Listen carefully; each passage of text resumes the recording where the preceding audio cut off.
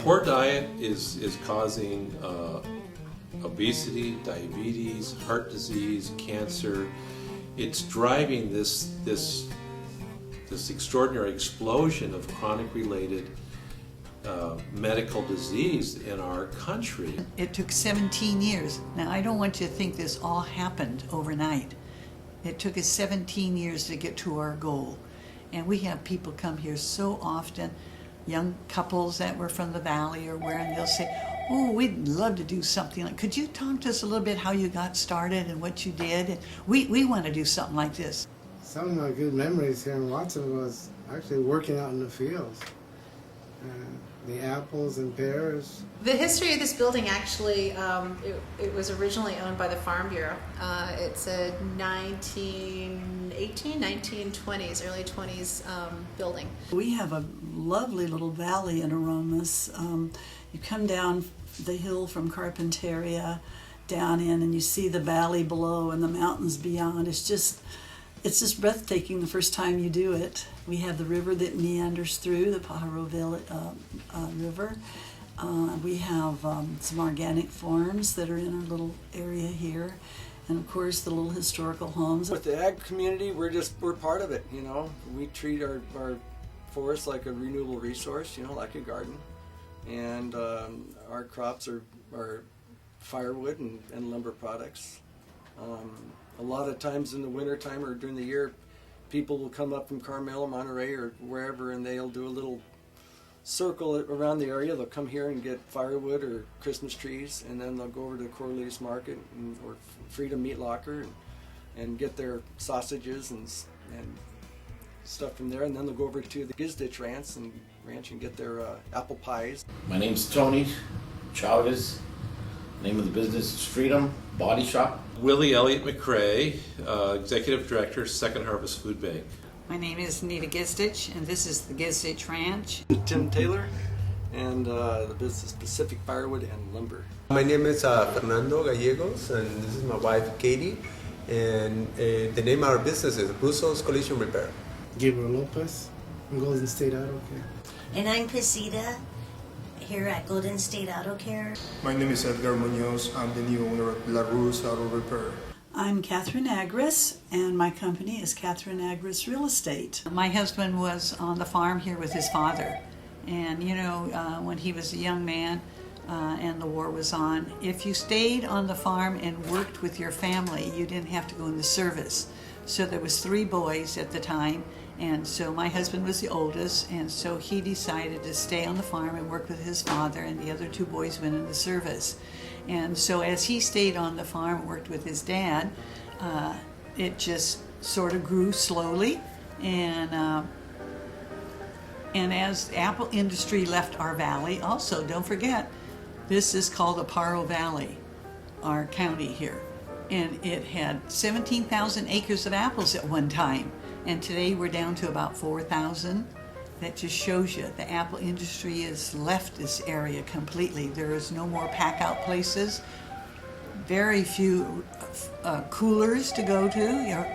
If you wanted to put your apples in the cold storage, you know, very few places anymore. So what are you doing with the orchards? They pulled them out and planted the raspberries or strawberries or other blackberries. It's still the biggest community here, our Paro Valley of farmers. And that looks like how it started as farming. And when my father, I can remember the day we started for you to come on. I made these nice big signs on the road for you to come and buy some apples. And we were shining the apples just with a rag, you know, and separating them for small, medium, and large. And my father-in-law, he was living on the other end of the ranch, and we were living here at the main ranch at that house at that time. And he came one day and he says, "What are you doing?" And I said, "Well, we're going to sell these apples." "Who's going to buy these apples?"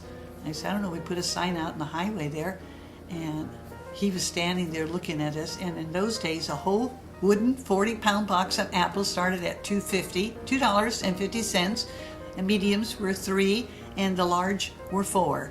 And he said, "Nobody's going to buy those apples." And I said, "Well, we're going to try." And while he was standing there, here came a car, and the lady bought 2 boxes. He couldn't believe it. He was so surprised. You know, the next day, It was a Sunday. Here he came with a rag in his hand, and there he is polishing. My father-in-law was polishing apples. He couldn't believe that people would come and buy apples on the ranch, because it wasn't a time in our lives that people would go to the ranch and buy apples. My name is Dave. This is LaRue Auto Repair. Some of the things that I've liked about Watsonville over the years, the fact that it was a small town. It has grown up a little bit, but we were all able to, have normal lives as far as kids and stuff, and so basically it was just a good place to grow up. I was original from Peru, and I came here as an exchange student, and I lived with a family here in Watsonville. This was back in 1983. And I loved it. I made a lot of good friends that they're still my friends right now. We all we love to serve, so we get together, and we got over the years. We all got families and kids. And I worked at a place called Lazy Day Leather for about 3 years. I was the inventory guy, and then a good friend of ours, Sam Karp, became the director of food nutrition services, and so I had lunch with him and said I was interested in looking at something else, and he said, well, as it happened, he needed a truck driver warehouseman and somebody who knew inventory, and so I started working 5 hours a week doing that, and then a couple of minutes later he said, well, why don't you do purchasing also? And so it was a full-time gig. I was 25 years old, and my first year while I was there, I bought the food bank its first flatbed truck and its first forklift. I worked at Lazy Day Leather. I was doing a lot of organizing. I was organized at Seabright Neighborhood Association as a community organizer, and then at Lazy Day Leather, I worked around employee relations and labor organizing there. So did that for several years, and then before that, I spent a year in Paris at the Institute of Political Studies, and then before that, I studied American Studies at UCSC, and then I did all sorts of things. I also spent a year up in Berkeley at the School of Architecture. So did a bunch of things until I found my path, and now I've been on my path for almost 35 years. Watsonville's always changing. It's never a dull moment around here. The weather, it's a lot different from where I was raised, because up in Chico, as you know, the weather's always like in the summertime. It's 105, 110. As here it's 80s, 90s. We complain when it comes up to 89. and I was raised up at 105, 110. And there's a big difference in the weather. And like I said, in this community, it's still small for the size of it, and it's still an agricultural community. So you see a lot of good people around town. In my property management was included a building right next door to my office, a commercial building, and the person who rented it had to move on, and it was vacated, and then I put my sign up to find another renter and had that up for a while, and it occurred to me that we have a lot of artists in Aromas, and maybe it would be fun to have an art gallery in that building. And of course, I immediately thought that was just a whimsical thing, and kept my sign up, and then finally the thought wouldn't go away. And so I just thought, if it doesn't rent by a certain day, I'm going to do it. Didn't rent, so I decided to go forward. I have several tenants who are very good artists, and suggested to them that they might want to show their art in there on consignment.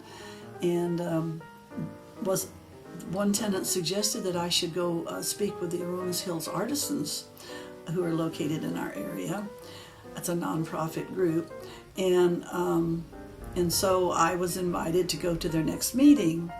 I thought I would be meeting with about 5 or 6 people, and imagine my surprise when I got there and there were 25 people there, and they were very, very supportive of the idea, excited really. And so we went forward. I mentioned that maybe it would be nice to have a mural on the building. Well, everything just took off from there. The Aromas Hills Artisans arranged that, took care of that, and now I have the Dragonfly Gallery open with about 32 artisans who have work in their own consignment. My name is Joyce Oroz, and I volunteer at the Dragonfly Gallery in Aromas. Oh, we have everything from hand-carved wooden Santa Clauses to jewelry, handmade, fused glass, paintings of all kinds, oil paintings, acrylic, watercolor, all sizes, and many artists contribute. We have photographs, beautiful photography. We have wooden boxes, handmade. We have ceramics. We have knitted items, sewn items, quilts. Just a huge variety. A lot of the items are made by the Aromas Hills artisans. We have, and stained glass, did I mention that? Handmade masks. We even have a Aromas Hills Dragonfly t-shirt. I think Aromas was named Aromas because of the garlic smell that drifts in every once in a while. Not very often, but sometimes it drifts in from the Gilroy direction. And the little town doesn't seem to get any bigger. It just stays the same, which is a real plus. People who live here like it to be small. It's just a very pleasant place to live. The weather is fantastic. It's the hills are beautiful. I can't say enough for Aromas. I didn't want to move here. When we moved here, I was against it, and within a year, I was just loving it. And we've been here 7 years now, and I wouldn't go anywhere else. I love it here. I'm Gerald Harness, and I'm in the Aromas Hills Artisans, and I'm working here in the Dragonfly Gallery. I like the small town atmosphere. It's one of those places where there's one stop sign and it's small enough that you don't get lost in the crowd. I became the director in '88, and 89 we had that earthquake here, 1989 earthquake, and so that was pretty intense. We received as much food in 2 weeks as we did in a year. One person that really has stood out for me is Susan Olson. She's the founder of Power Valley Shelter Services. And I met her in '88 when I became the director, and she became actually my founding chairperson of the board. But the thing that she helped me understand was that if the food bank was going to try to solve the problem of hunger itself, it was going to fail. And in fact, the food bank had been on the verge of bankruptcy for 5 years.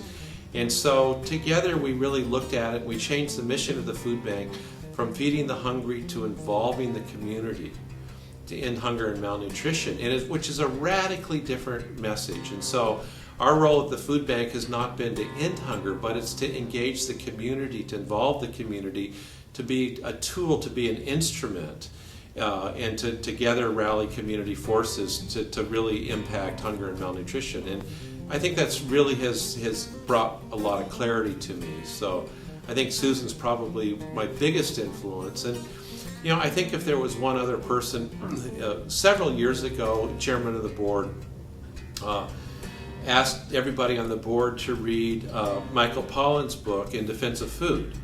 And that was a very interesting book. I'd been going through a lot of changes myself. I'd gone through a colonectomy because I had colon cancer. We'd been looking at a lot of things. And, he talks a lot about how 40 years ago, the problem in America was not enough calories. And so in the 60s, you had hunger in America, and food banks were really started to try to create and provide more calories for kids and families.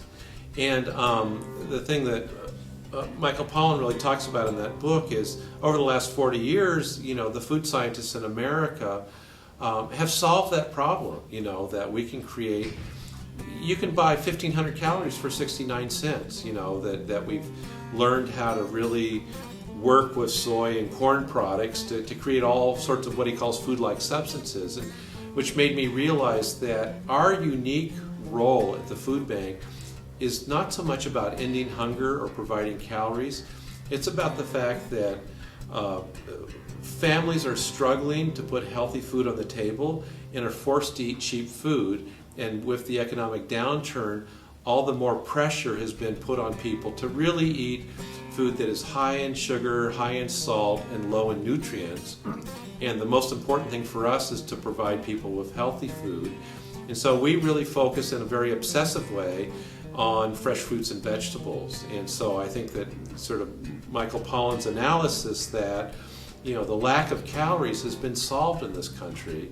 The real issue that's impacting kids and their future is this obesity and diabetes crisis that's crippling kids and their futures. And so we as a community's primary responsibility is to provide healthy food, to teach healthy eating, through cooking, through gardening classes, and to try to change that around. Our goal is to help a lot more people than what we're helping, to give more to the community and schooling people. A lot of people don't know how their vehicle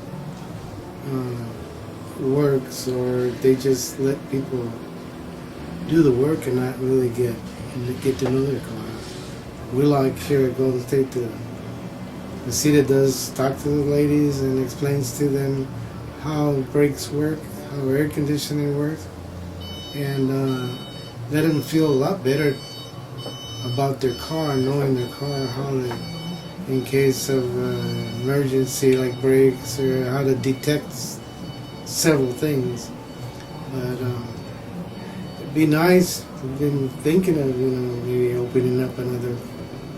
But I think right now, we'd like to just cover more area, more people, schooling. I was raised in an old house in SoCal. It was built back in 1865, and I had to cut the firewood for my mom, and just snowballed from there. We started doing wood for my neighbors, and then I got out of high school in '71, SoCal High, and started Tim Taylor Tree Service and Firewood. And then in '82, I started selling boxes of firewood to the stores, and decided that I needed a better name, and I came up with Pacific Firewood. And then maybe 15 years ago, we started milling lumber, and since I went to Pacific Firewood and Lumber. We manage the forest in every way, from when we do a harvest to growing the trees to fire prevention, doing water erosion control. It's a renewable resource, like I say, that we manage and take care of, and it's important that we always have it. We leave trees that otherwise would be cut down in other areas of the state or the world. Just good management, just proper forest management. It's important, and people, a lot of customers or people don't realize the amount of work it takes to do what we do. I mean, it's pretty incredible when you actually show up to a logging operation and see how it's done. The equipment that's used and the talent that's needed to do the job, and end up with forest products that we all need and appreciate. The redwood and the decks and the construction, and everywhere you look it's part of the forest, and it's a beautiful thing that we can use forever if we manage it and take care of it. Well, since I was a little kid, I have to say I was the kind of person that will take everything apart and find out how it works, and then put it all together and make sure it runs fine or better. And then after the years, after I graduated high school, I ended up doing mechanical school too, and I've been doing this for the last 20 years, and there's always something new, something challenging, and that's what we like about it. That's what I love about this business. My husband went to night school, You know, in the wintertime, the farmers don't have much to do. But at Watsonville High School, they called it the night school, you can take a tractor down to the mechanic shop and rebuild it or fix it or whether.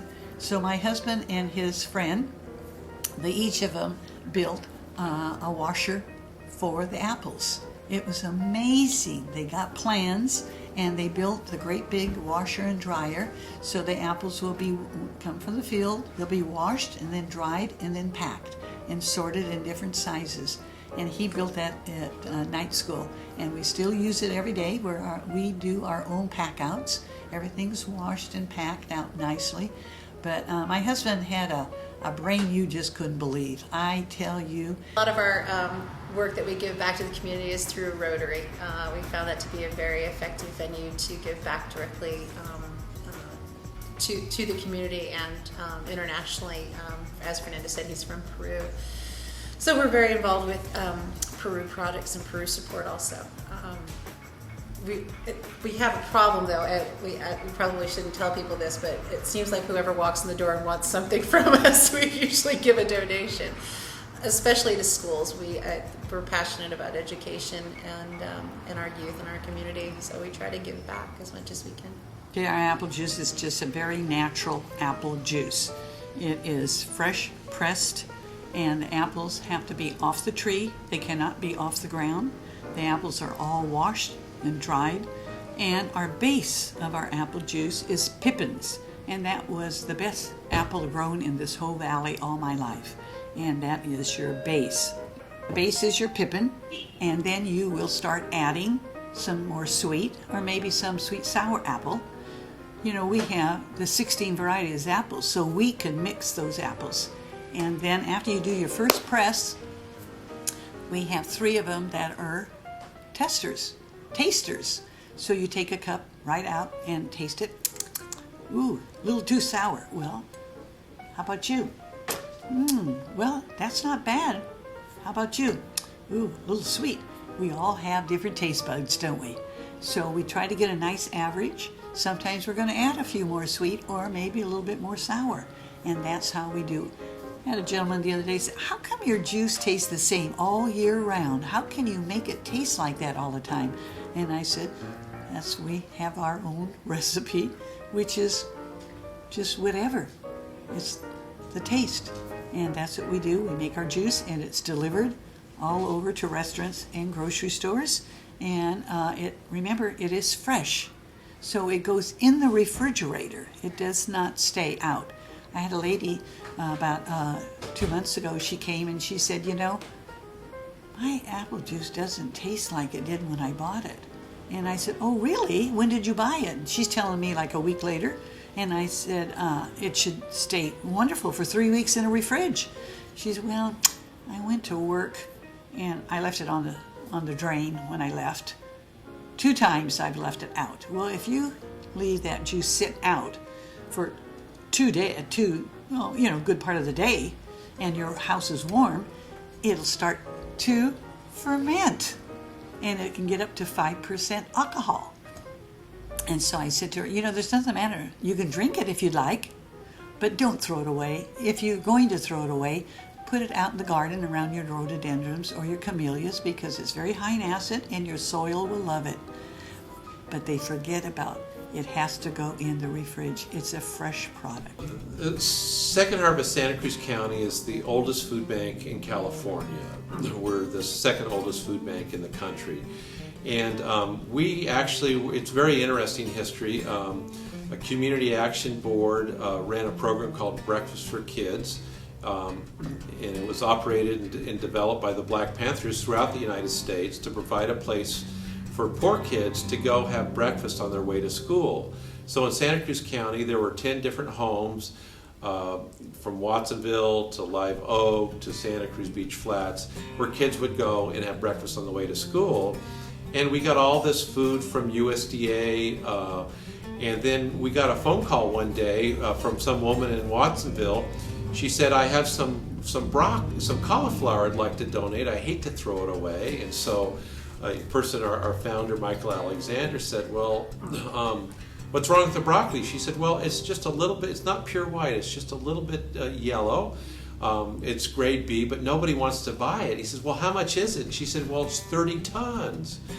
And so that was our first experience of, oh my God, there is so much food in America that's being wasted that's perfectly edible, healthy, nutritious food. And that really got us our start. And so we got on the phone and we started calling all these different organizations. And then we helped spawn other food banks in Alameda, in Sacramento, in Contra Costa, and Santa Clara, where they were all working with their local farmers and growers, and would meet once a week down here in Watsonville, and we'd swap produce and we'd swap surpluses, and that's really how the food bank network. We're still happy to have a lot of farmers here in Watsonville. You know, I talked to a neighbor the other day and asked what his 2 boys are going to do. They would be in the 4th generation, and they went off to college, and my friend said, oh, they're not coming back to the ranch. I said, well, wait a minute, but you have a beautiful farm here, or a ranch. We call them ranches. And they said they're not interested. They're not going to work like I did, they said. And so sometimes you hear that. So what happens to that ground? Just like next door, beautiful piece of ground. And it's been leased out for over, 25 years. Leased to other farmers, which is nice that there is some leased ground. But what's going to happen to the younger generation? Are they going to be farmers, or are they going to walk away from it? And they could get mom or dad's property and sit back and get the rental off of it. But we need the farmer to go with that ground. And so we hope that it stays like this into farming. This is a beautiful, beautiful farm area, and we're huge here in any kind of vegetables and fruits here in our valley. It's something that is enormously, deeply emotionally satisfying. I mean, that's why there's so many people that give so generously of their time and their money, is because it's just basic human nature to want to be able to share. And like I said, if everybody shares just a little bit, it's amazing. There's, that's really, I always think of as the core message of the loaves and fishes story in the Bible, is there was a situation where everybody was anxious and nobody wanted to share, and everybody was going hungry. And then someone said, well, if we all just put in a little bit, and before you knew it, there was more abundance than anybody could possibly know about, and that's kind of what we really talk about here, is everybody gives just a little bit. There will be an abundance for all those families that need.